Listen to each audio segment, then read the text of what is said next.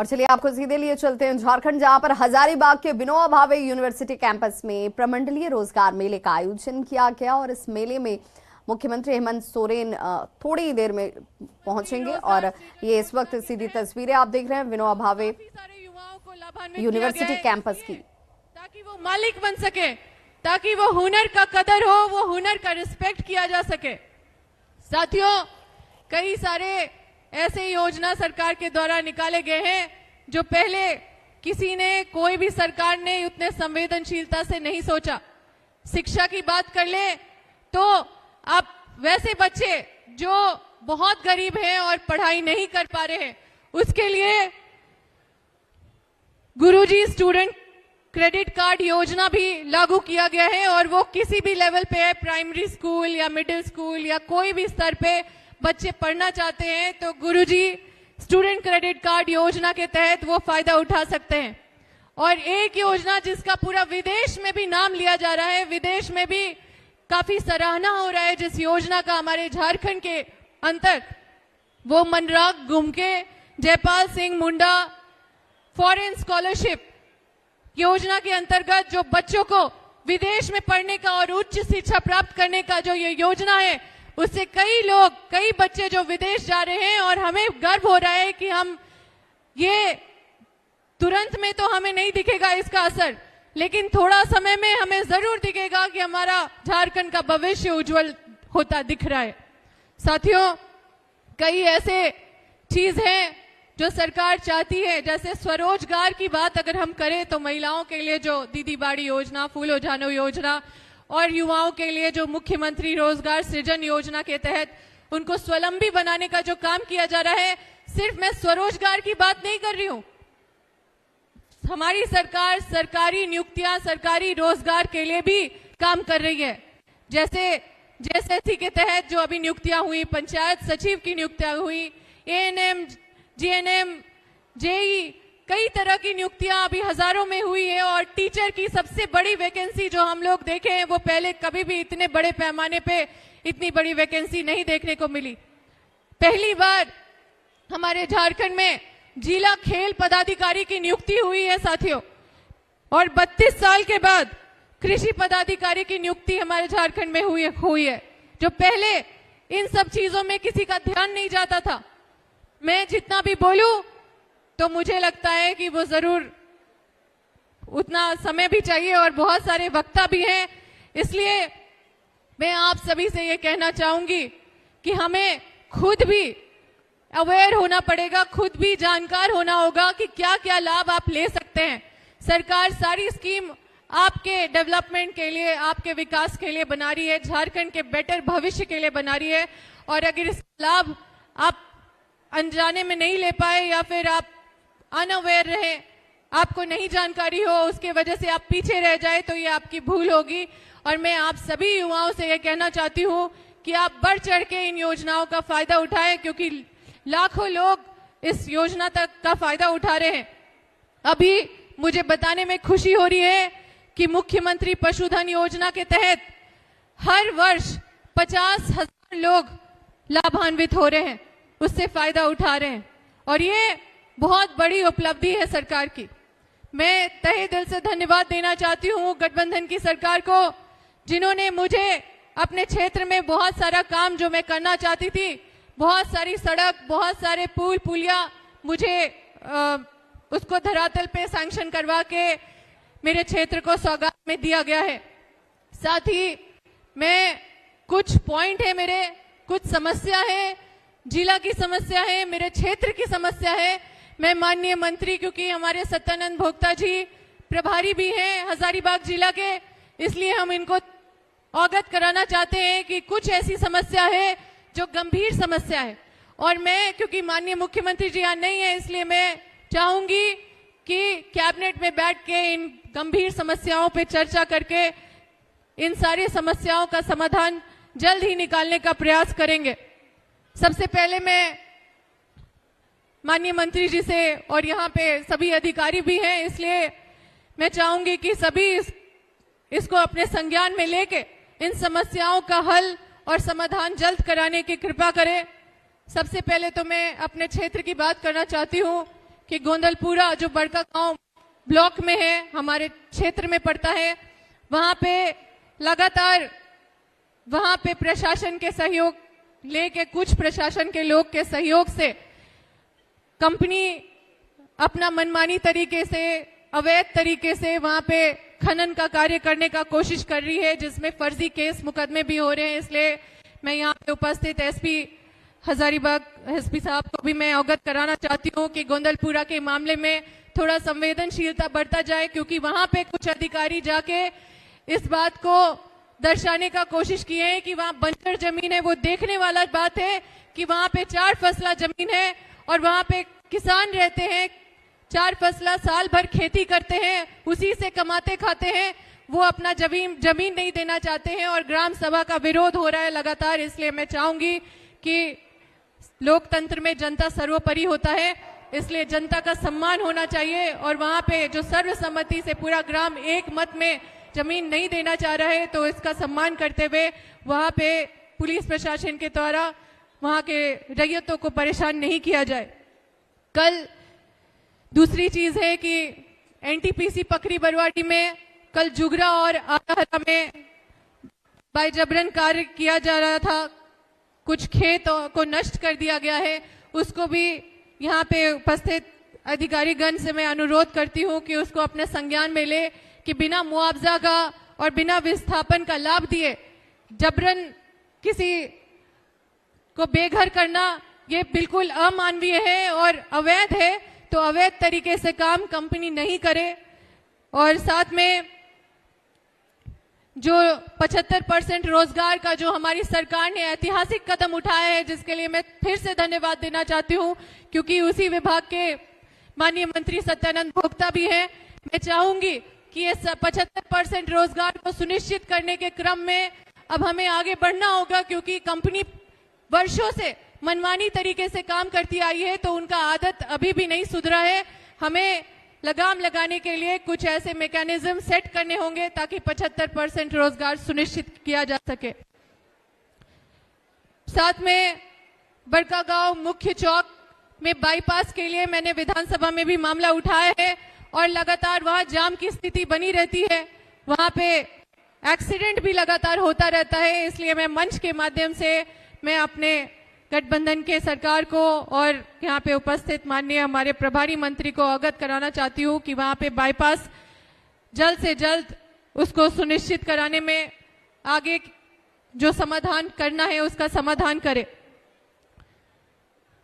साथ ही सबसे बड़ी समस्या जिले में और पूरे राज्य में बालू की समस्या है, जिसके वजह से कोई भी छोटा मोटा योजना हो नहीं पा रहा है, चाहे वो इंदिरा आवास हो या प्रधानमंत्री आवास हो या चाहे वो प्रधानमंत्री आवास हो, चाहे वो अंबेडकर आवास हो या छोटा मोटा कोई भी योजना हो। वो योजना बालू के अभाव में वो पड़ा रह रहा है।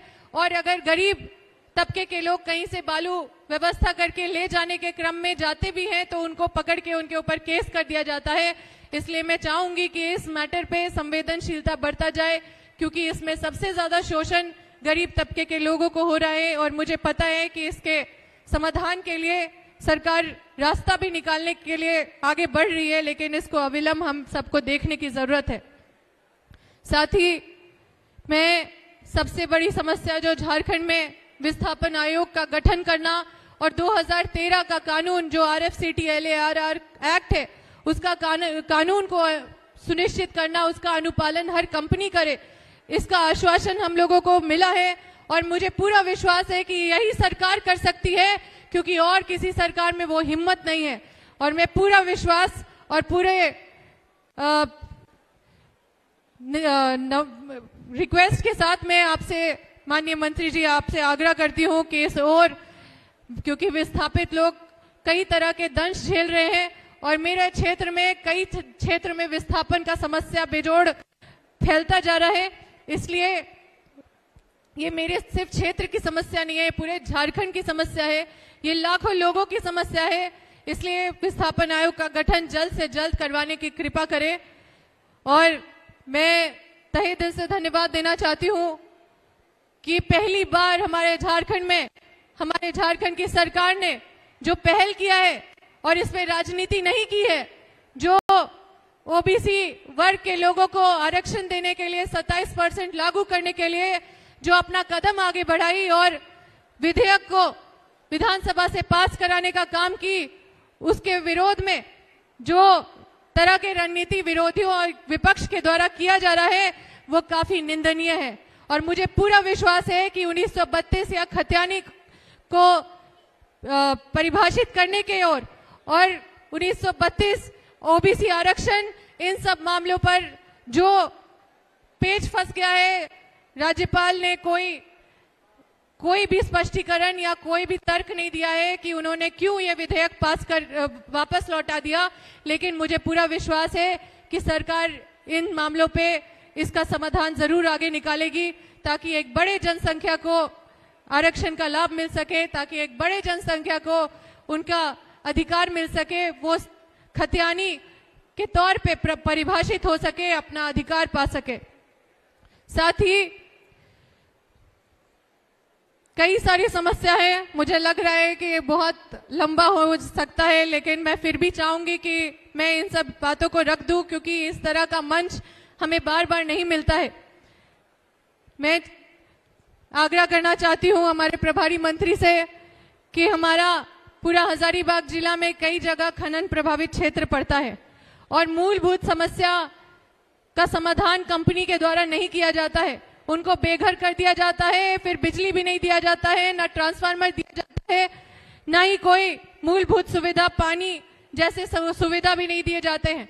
और ऐसे जगह पे अगर स्कूल भी है तो स्कूल को भी उजाड़ दिया जाता है और स्कूल काफी दूर में उसको समायोजित कर दिया जाता है वहां के छात्र को, जिससे कि उन छात्रों को काफी दूर जाने में परेशानी होता है। इसलिए मैं आग्रह करूंगी कि विस्थापितों के लिए जहां पे उनको बसाया गया है वहीं पे एक स्कूल बनाने का कृपा किया जाए। साथ ही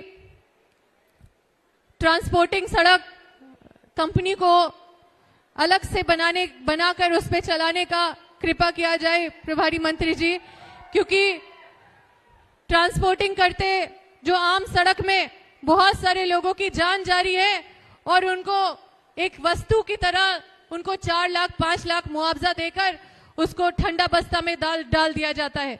इसलिए संवेदनशीलता बरतते हुए जो भी कंपनी ट्रांसपोर्टिंग का काम करती है उनको अपना अलग सड़क बनाने के लिए बोला जाए और वो अपने सड़क पे ही ट्रांसपोर्टिंग का कार्य करे।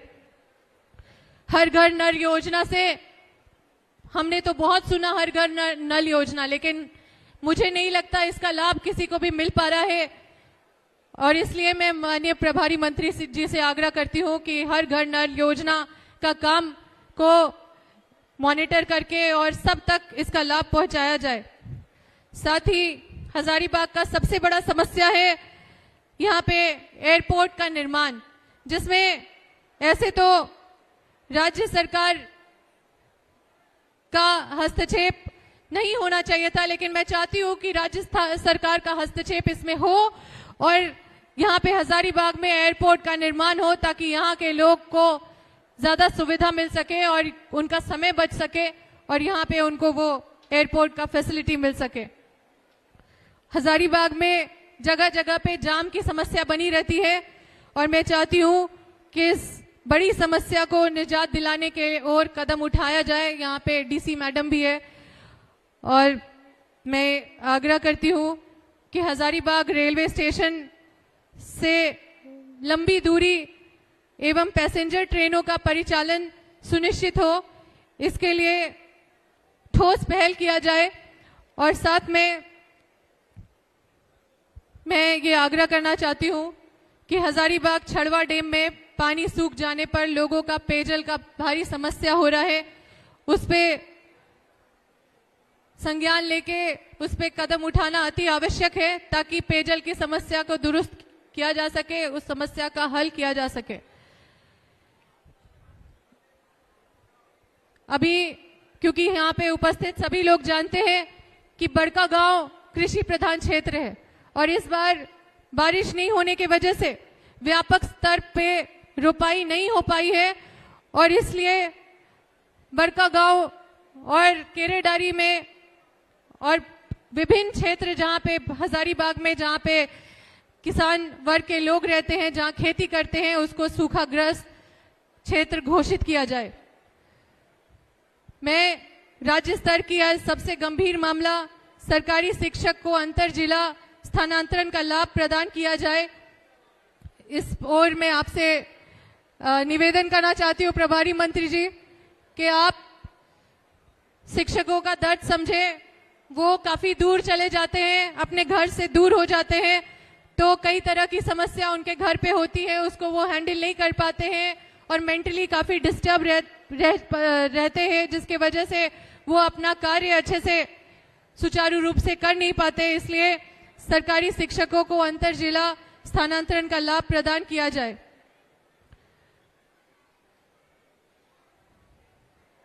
मैं प्रभारी मंत्री जी से खास आग्रह करती हूं कि टेट पास सहायक अध्यापकों को वेतनमान दिया जाए, जो कि लगातार वो मेरे घर आके और हमसे लगातार आग्रह कर रहे हैं कि उनको वेतनमान दिया जाए और वो काफी परेशान है इस मामले को लेकर। मैं और आग्रह करना चाहती हूं कि राज्य के छात्रों को पोस्ट मैट्रिक अभ्यर्थियों को अभी तक स्कॉलरशिप नहीं मिला है, जिससे विद्यार्थी को कठिनाई का सामना करना पड़ रहा है। और मैं लिखित में भी ये सारा चीज दूंगी, क्योंकि ये मंच है और मैं माननीय मंत्री जी के संज्ञान में और यहाँ पे सभी अधिकारी के संज्ञान में ये बात डालना चाहती हूँ। और साथ ही मैं चाहती हूँ कि इन सारे बिंदु पे विशेष समाधान हो, क्योंकि ये पूरे जिला का समस्या है और कुछ पूरे राज्य का समस्या है, जिसको हल करना अति आवश्यक है। मैं आग्रह करना चाहती हूँ कि डीएमएफटी फंड जो आता है जिले में, उसका मैं धन्यवाद भी देना चाहती हूँ कि डीसी मैडम उनका बहुत अच्छे से डीएमएफटी फंड को कैसे यूटिलाइज किया जाए, कैसे उसको यूज किया जाए, उस पर बहुत विशेष अच्छे से ध्यान दे रही है। पर फिर भी कहीं ना कहीं खनन प्रभावित क्षेत्र कहीं कहीं वंचित है डीएमएफटी फंड से, और विशेष रूप से डीएमएफटी फंड खनन प्रभावित क्षेत्र के लिए होता है। इसलिए उसको अनिवार्य रूप से खनन प्रभावित क्षेत्र में विशेष प्राथमिकता देते हुए, जब तक उसका वहां का समस्या पूरा हल नहीं हो जाता, वहां पे ज्यादा से ज्यादा खर्च किया जाए।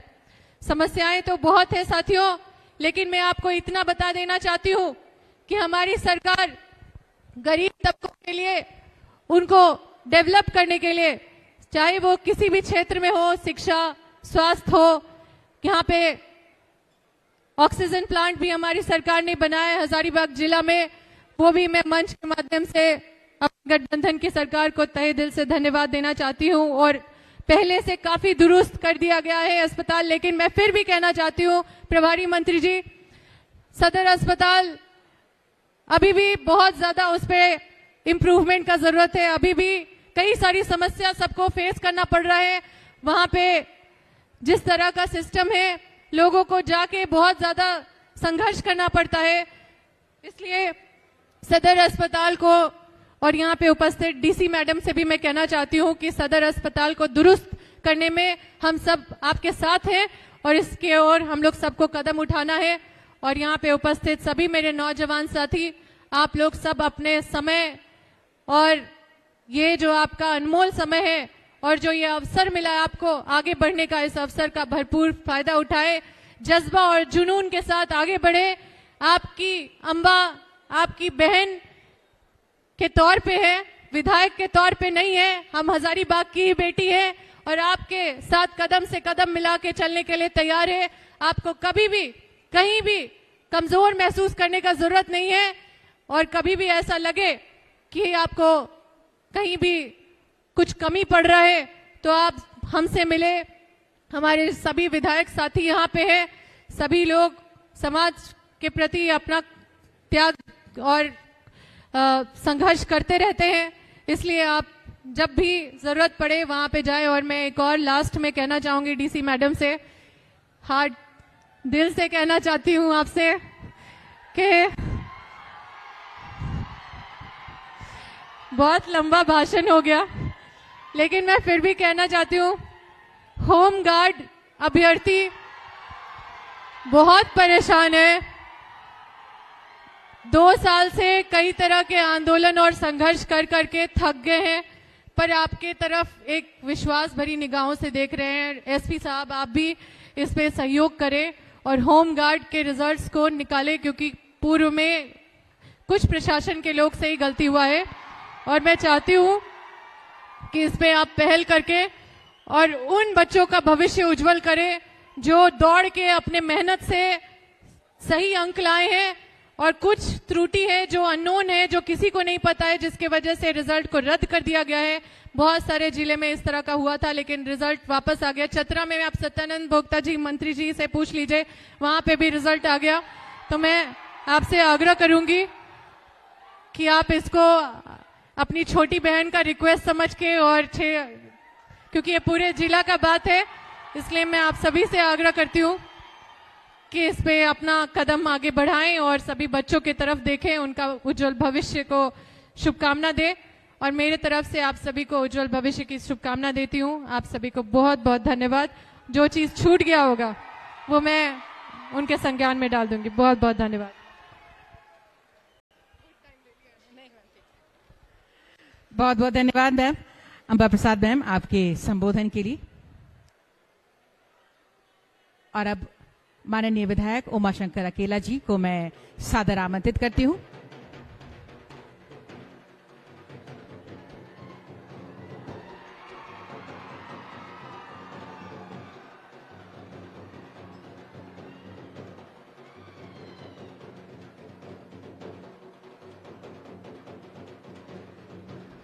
हमारे बीच आगमन हो रहा है, जोरदार तालियों के साथ स्वागत करें माननीय मंत्री संसदीय कार्य, ग्रामीण विकास, ग्रामीण कार्य एवं पंचायती राज विभाग, झारखंड सरकार, श्री आलमगीर आलम जी का जोरदार तालियों के साथ स्वागत और अभिनंदन। हार्दिक हार्दिक स्वागत और अभिनंदन माननीय मंत्री श्री आलमगीर आलम जी का। मैं उपायुक्त महोदय से निवेदन करूंगी, स्वागत पौधे के साथ करें माननीय मंत्री महोदय। तालियां आप सबकी तरफ से हों।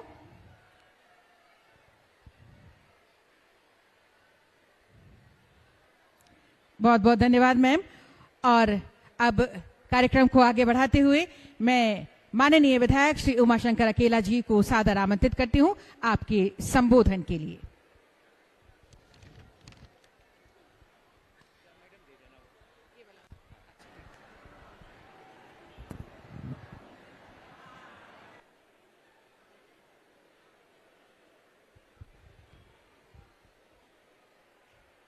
धन्यवाद।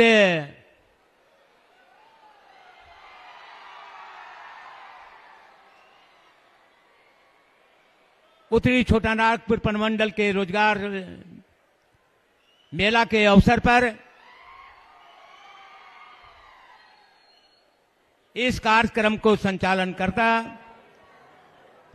कर रही मेरी बहन राजश्री जी, इस कार्यक्रम के मुख्य अतिथि, आज के मुख्य अतिथि झारखंड सरकार के माननीय मंत्री आलमगीर आलम साहब, इस कार्यक्रम में उपस्थित है। जिस रोजगार की बात कर रहे हैं उनके माननीय मंत्री श्रीमान भोक्ता साहब इस कार्यक्रम में उपस्थित है। हमारे मित्र और गांडे विधानसभा के विधायक सरफराज अहमद साहब इस कार्यक्रम में उपस्थित है। बड़का गांव की विधायिका सुश्री अंबा प्रसाद जी इस कार्यक्रम में उपस्थित है। मंच पर विराजमान झारखंड मूर्ति मोर्चा के नेता फागू बेसरा जी इस कार्यक्रम में उपस्थित है। इस कार्यक्रम को सफल बनाने में हजारीबाग उत्तरी छोटानागपुर प्रमंडल के आयुक्त महोदया इस कार्यक्रम में उपस्थित है। हजारीबाग जिले के डीसी साहब, कोडरमा के डीसी महोदया और चतरा के डीसी साहब, इन तमाम लोगों को मैं अपनी ओर से, सरकार की ओर से हार्दिक अभिनंदन करता हूं। आज इस मंच पर विराजमान सचिव विभाग के राजेश शर्मा जी और सभी यहाँ उपस्थित पदाधिकारीगण और पंडाल में बैठे हुए झारखंड सरकार के विधाता तमाम साथियों और पत्रकार बंधुओं, आज मैं बधाई देता हूं माननीय मुख्यमंत्री जी को, जिन्होंने गरीबों की बात किया, बेरोजगारों के सोचने में काम किया। इसके लिए रोजगार मेला का आज आयोजन किया गया है। माननीय साथियों, निश्चित तौर पे आज झारखंड में जरूरत है बेरोजगारों को रोजगार के लिए। हमारी सरकार ने विधानसभा में ये घोषणा किया है, कानून बनाया है कि झारखंड में जितने भी जो भी फैक्ट्री लगेंगे, कोई भी रोजगार करेगा तो 75% झारखंड के नौजवानों को नौकरी देना होगा। इसके लिए हम सरकार को बधाई देता हूं, जिन्होंने रोजगार के लिए, नौजवानों के लिए, बेरोजगार साथियों के लिए सोचने का काम किसी ने किया है। उसका नाम हेमंत सोरेन माननीय मुख्यमंत्री जी ने सोचने का काम किया है। मित्रों, निश्चित तौर पे यहां माननीय दो मंत्री बैठे हैं, सारे पदाधिकारी बैठे हैं, लेकिन माननीय मंत्री जी सिर्फ लेबर से काम नहीं चलेगा। फैक्ट्री में यदि जो ऊपरी पोस्ट है तो झारखंड के नौजवानों में काबिलियत की कमी नहीं है, इसलिए चौथी या तीसरे श्रेणी की नौकरी फैक्ट्री में हमको देते हैं, लेकिन ऊपरी नौकरी बाहर के लोगों को मिलता है। ये झारखंड के लोग बर्दाश्त नहीं करेगा। इस मंच के माध्यम से आपको बताना चाहता हूं, हम चाहते हैं कि यदि जो ऊपरे हमारे लोग हैं, काबिलियत हैं, तो ऊपरे पोस्ट पर भी झारखंड के नौजवानों को नियोजन करने का काम करें, तब रोजगार का मेला सफल हो सकता है। आज हमारे यहाँ माननीय मंत्री जी, माननीय श्रम नियोजन मंत्री हैं, हमारे बड़ी विधानसभा में कई फैक्ट्रियां लगी हैं। HPCL का फैक्ट्री लगा हुआ है। माननीय मंत्री जी, मैंने आपको आगाह किया था कि रोजगार का मतलब होता है विस्थापित लोगों को रोजगार मिले, विस्थापित नौजवानों को रोजगार मिले। माननीय मंत्री जी, HPCL में जितने भी नौकरी कर रहे हैं वो झारखंड के बाहर के लोग कर रहे हैं। ये झारखंड वासियों को बर्दाश्त नहीं होगा। आप इस पर चिंतन करें और कानून लागू करें। मेरा यह आग्रह है। HPCL जो बढ़ी में लगा हुआ है, माननीय मंत्री जी श्रम नियोजन विभाग, आपसे आग्रह है, निवेदन है, यदि जो सरकार का आप मंत्री हैं और माननीय मुख्यमंत्री जी को बधाई देता हूं, आप अनुसूचित जनजाति के नेता आप हैं, गरीबों का नेता हैं। जो फैक्ट्री लगा हुआ है वो सारे लोग बाहर के लोग काम करते हैं, और हम आपसे कहा था इसकी जांच करवाइए। अब बाहर के लोग जो है यहाँ काम कर रहे हैं उसको यहाँ से हटाने का काम करें और झारखंड के नौजवानों को रोजगार देने का काम करें। बड़ा उत्साह नजर आ रहा है नौजवानों में। आज हम लोगों ने माननीय मुख्यमंत्री जी को बधाई देना चाहिए आपको। अरे एक बार तो लगा दो कि माननीय मुख्यमंत्री जिंदाबाद। इसलिए मैं आपसे आग्रह करने आया हूं, निवेदन करने आया हूं। माननीय श्रम मंत्री नियोजन, आज हमारे कई योजनाएं हमारी माननीय मुख्यमंत्री जी ने लायक है। श्रम नियोजन विभाग से द्वारा या प्रशिक्षण कौशल विभाग के द्वारा काफी योजनाएं लाई जा रही है। मैं बधाई देता हूं माननीय मुख्यमंत्री जी को कि आपने इन विभागों में आप रोजगार का मुहैया कराया है। मैं बधाई देता हूं माननीय मंत्री जी को और सरकार को बधाई देता हूं कि गरीबों के बारे में आपने सोचने का काम किया है, मजदूरों के बारे में चिंतन करने का काम किया है, बेरोजगारों को रोजगार देने का काम किया है। इसलिए बधाई देता हूं। हमारा सारथी योजना के माध्यम से हम सरकार को, माननीय मुख्यमंत्री सारथी योजना के माध्यम से सारे नौजवानों को रोजगार देने का जो संकल्प लिया है, उन्होंने संकल्प लिया है। माननीय मुख्यमंत्री जी संकल्प लिया है, मुख्यमंत्री सारथी योजना के तहत हमारे झारखंड के नौजवानों को रोजगार देने की बात किया है। मैं माननीय मुख्यमंत्री जी को बधाई देता हूं और हार्दिक शुभकामनाएं देता हूं। आपसे आग्रह है माननीय मुख्यमंत्री जी, आपसे आग्रह है माननीय मंत्री श्रम नियोजन विभाग, हमारे यहाँ कई टोल प्लाजा लगा है माननीय मंत्री जी, लेकिन मैं बताना चाहता हूं गेट खोलने के लिए झारखंड में हम पैदा नहीं हुए हैं। ऑफिस में बैठने के लिए भी हमें रोजगार मिलना चाहिए, ये आपसे आग्रह और विनती है। यही नगमा में टोल प्लाजा है, बारी में टोल प्लाजा है, आप बगोदर में टोल प्लाजा है। गेट खोलने के लिए झारखंड के लोग पैदा नहीं हुए हैं, कुर्सी पर बैठने के लिए हम पैदा हुए हैं। आपसे आग्रह है, आप उनको सचेत कर दीजिए। टोल प्लाजा वाले को कह दीजिए कि यदि जो कुर्सी पर बैठने वाला होगा तो झारखंड के लोग होगा, बाहरी लोग नहीं होगा। ये आपसे आग्रह विनती कर रहा हूं। रोजगार की बात करते हैं, डीसी महोदय यहां बैठी हैं। झारखंड में आज हजारीबाग जिले में यानी कि होमगार्ड की बहाली हुआ था। हल्ला करोगे तो बोलेंगे नहीं। हम आपकी बात को कर रहे हैं, ऑर्केस्ट्रा नहीं है भाई। हमें आग्रह करेंगे डीसी महोदया से, हमारे बेरोजगार नौजवान होमगार्ड का परीक्षा दिया, उन नौजवानों को सारे अर्हता पूरा हुआ। अब किनकी गलती से उनका यानी कि लेटर नहीं मिल रहा है, ज्वाइनिंग लेटर नहीं मिल रहा है। डीसी महोदया और माननीय मंत्री दो बैठे हैं। हजारीबाग के होमगार्ड के नौजवान, हजारीबाग के होमगार्ड के नौजवान बेरोजगार हैं। कई बार हमको विधानसभा में हमने बातें उठाई कि हजारीबाग के जो बेरोजगार नौजवान होमगार्ड का बहाली के लिए तरस रहे हैं, उनको लेटर नहीं मिल रहा है। डीसी महोदया और माननीय मंत्री यानी कि श्रम नियोजन विभाग, माननीय मंत्री आलम साहब से आग्रह है कि डीसी महोदया से कहें कि जो सफल अभ्यर्थी है हजारीबाग के होमगार्ड के नौजवानों को आप जल्दी नियुक्ति पत्र दे, जिससे हमारे नौजवानों के चेहरे पर हरियाली आवे। ये मैं आग्रह और विनती करने आया हूं,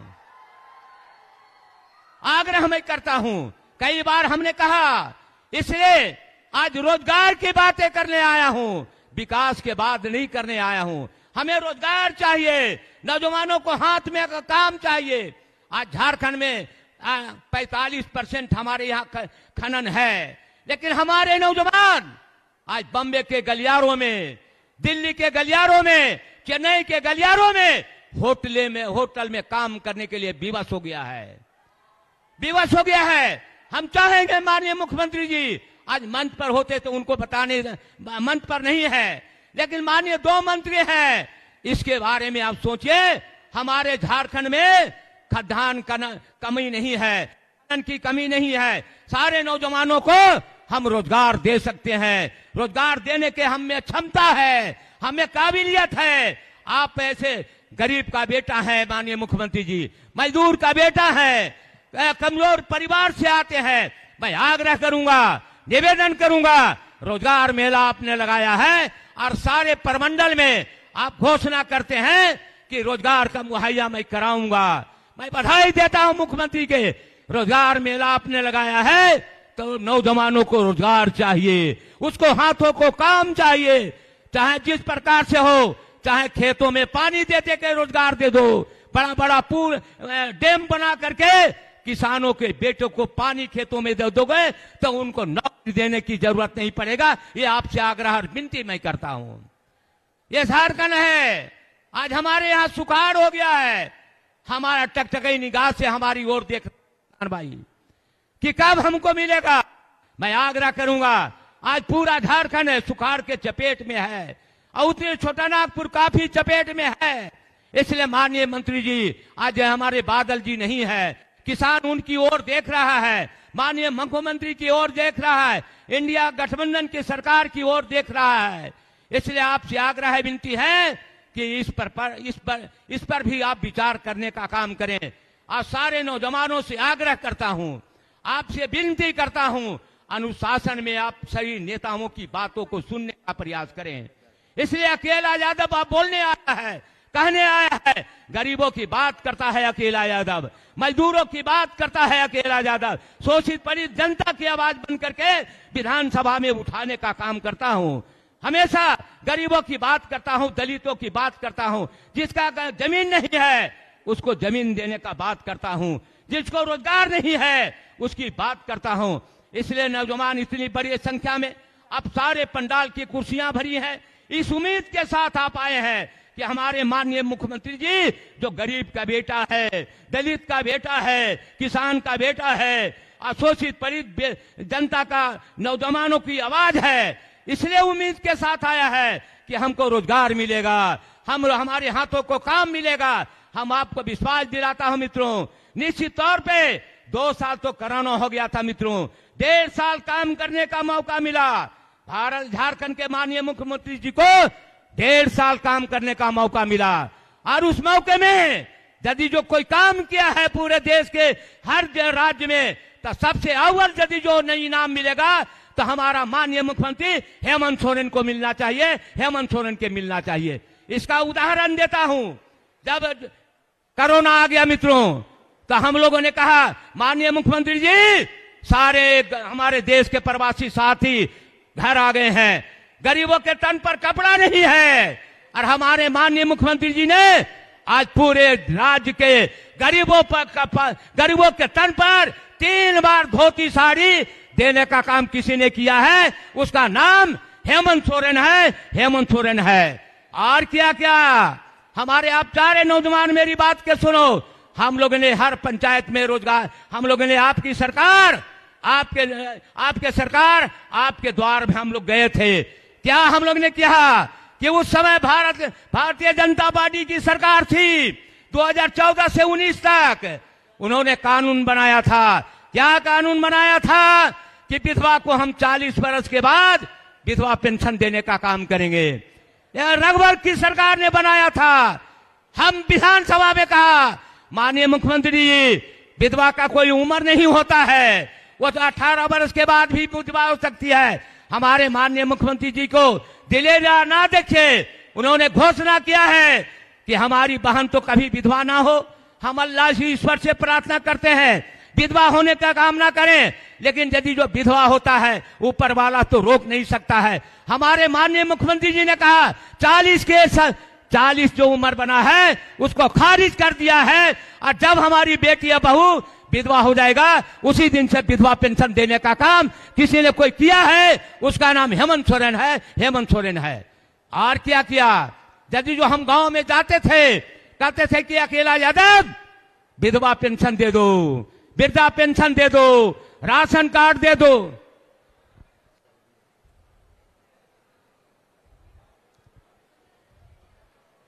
चलिए भाई, पुर्जा आ गया है मित्रों, लेकिन 2 शब्द और बोल देता हूं, 2 शब्द और बोलता हूं।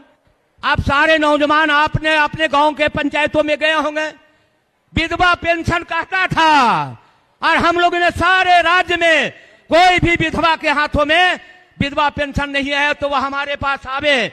हम सारे राज्य के विधवाओं को विधवा पेंशन देने का काम किया किसी ने, तो हेमंत सोरेन ने काम किया है, वृद्धा पेंशन देने का काम किया। और क्या, जब गांव में जाते थे तो कहता था राशन कार्ड दे दो, राशन कार्ड दे दो। हमारी सरकार, हेमंत सोरेन की सरकार ने 20 लाख एक मुश्त से पूरे झारखंड के गरीबों के हाथों में राशन कार्ड किसी ने देने का काम किया, उसका नाम हेमंत सोरेन है, हेमंत सोरेन है। ये मैं आग्रह करता हूं, निवेदन करता हूं, आप विचार करो 1.5 साल में हमने इतनी लंबी लकीर खींची है, उसको भारतीय जनता पार्टी कभी मिटा नहीं सकता है। और आने वाला चुनाव में पुनः एक बार गरीब का बेटा, मजदूर का बेटा हेमंत सोरेन मुख्यमंत्री बनेगा। ये मैं आपसे आग्रह विनती करने आया हूं, निवेदन करने आया हूं। इन्हीं शब्दों के साथ आप तमाम लोगों को बधाई देता हूं, अभिनंदन करता हूं, आग्रह करता हूं, एक बार माननीय मुख्यमंत्री के नाम से नारा लगाओगे कि नहीं भाई? हो करते हो और नारे नहीं लगाएगा।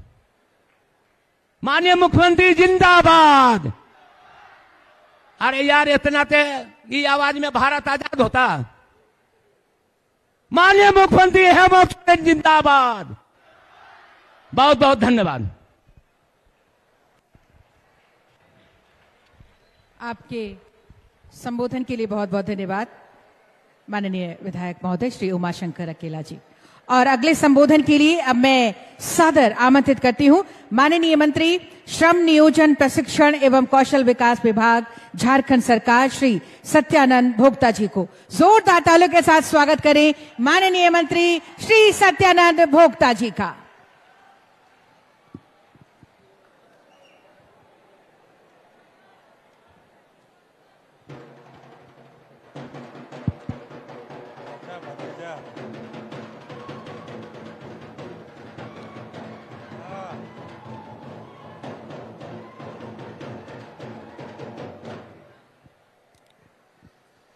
प्रमंडलीय रोजगार मेला और ऑफर लेटर वितरण समारोह के आज के मुख्य अतिथि ग्रामीण विकास एवं संसदीय कार्य विभाग माननीय मंत्री आलमगीर आलम साहब, हमारे वरीय पूर्व सांसद और गांडे के विधायक माननीय डॉक्टर सरफराज अहमद साहब, बरही विधानसभा के लोकप्रिय और जनप्रिय विधायक माननीय उमा शंकर अकेला जी, बड़कागांव विधानसभा के विधायक सुश्री अंबा प्रसाद जी, सरकार में मंत्री प्राप्त माननीय फागू बेसरा साहब, श्रम विभाग के सचिव राजेश शर्मा साहब, कौशल विकास विभाग के निदेशक सुनील कुमार जी, श्रम आयुक्त संजू बेसरा साहब,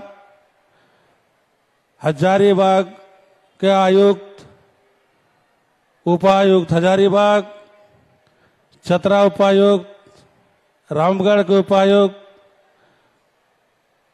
कोडरमा उपायुक्त, गिरिडीह, धनबाद के सभी उपायुक्त, पुलिस अधीक्षक हजारीबाग, सभी मंच पर बैठे हमारे गठबंधन के सभी नेतागण, विभिन्न जिलों से ऑफर लेटर प्राप्त करने आए सभी हमारे युवा युवतियां, इलेक्ट्रॉनिक मीडिया, पत्रकार मित्रों, आज परमंडल स्तरीय रोजगार मेला है और 11,850 युवा युवतियों को रोजगार से जोड़ना है।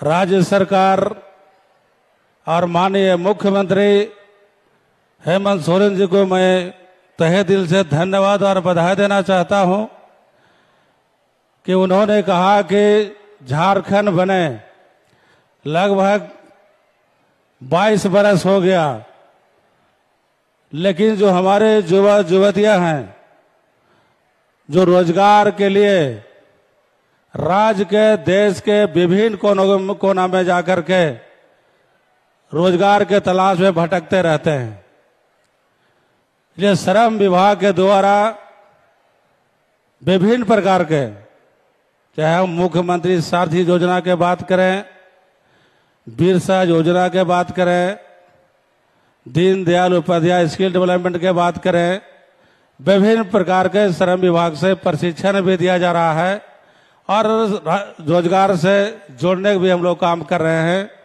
कोविड-19 जैसे महामारी में जब देश में अफरा तफरी का माहौल था, उसके बावजूद भी श्रम विभाग ने भर्ती कैंप लगाकर प्रखंड स्तर पर, जिला स्तर पर हजारों हजार युवा युवतियों को रोजगार से जोड़ने का काम किया, जबकि किसी व्यक्ति को से कोई बात नहीं करते थे, मिलते नहीं थे।